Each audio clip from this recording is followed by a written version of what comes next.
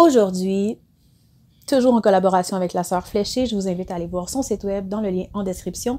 Je vais vous parler aujourd'hui avec son super beau pendule. Regardez ça, il y en a de plein de sortes différentes. Je vais vous expliquer aujourd'hui comment l'utiliser. Comment on utilise un pendule pour se recentrer et connecter à sa vérité intérieure. Alors aujourd'hui, on parle d'un truc super cool.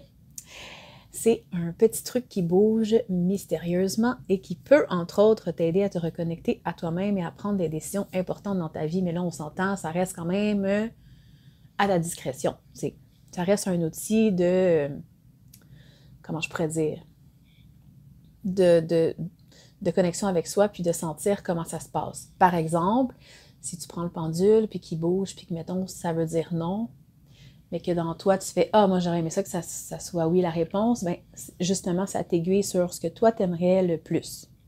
OK? Fait que, apprendre comme ça résonne. Alors, reste avec moi pour découvrir dans cette mini-capsule comment intégrer cet outil à ta pratique spirituelle. Alors, tout d'abord, ce qu'il faut savoir, c'est que le pendule, c'est comme un aimant à énergie. Fait que ça va capter les vibrations de ton corps ou de ton environnement et ça peut t'aider à prendre des décisions ou même à purifier des objets. Donc, as-tu déjà entendu parler de la baguette de sourcier? Tu sais, c'est comme une branche, là. Puis là, ils utilisaient ça pour aller chercher de l'eau. Tu sais, là, c'est comme une branche, on voyait ça là, dans les petites émissions pour enfants, des fois, là, avec les petits cartoons, là. C'est une branche, puis ils se promènent sur le bord, de l'eau, dans le sable, puis à un moment donné, ils trouvent une source d'eau, puis let's go. Donc, ce truc-là, c'est un peu l'ancêtre du pendule. Donc, ça remonte à des millénaires. Même Moïse, selon l'histoire, oui, selon l'histoire catholique, on dit qu'il s'en servait pour trouver de l'eau dans le désert. Pas mal, hein? Alors, depuis, on utilise les pendules pour comprendre les énergies et se connecter avec elles. Même les astrophysiciens s'y sont mis pour étudier la gravitation de la Terre. Alors, aujourd'hui, c'est surtout les pros de la médecine douce qui utilisent ça, comme des massothérapeutes, des magnétiseurs, en passant par ceux qui font du Reiki ou de la médecine chinoise.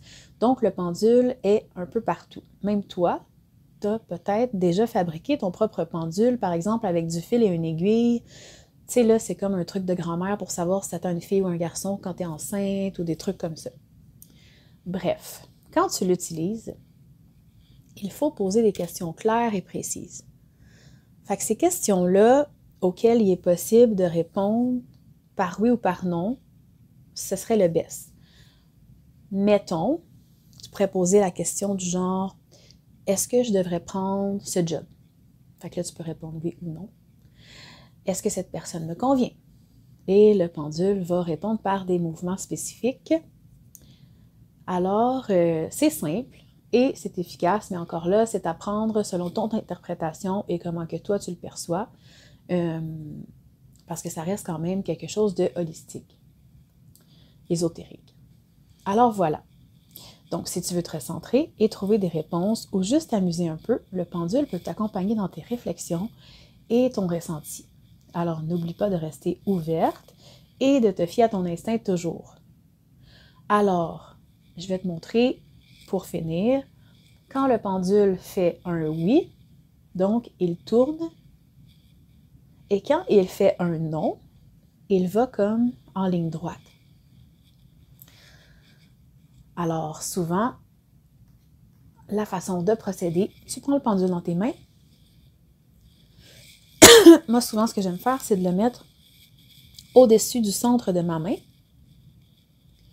Et à partir de là, je me centre sur mon intention et vraiment je pense et j'incarne, je ressens ma question.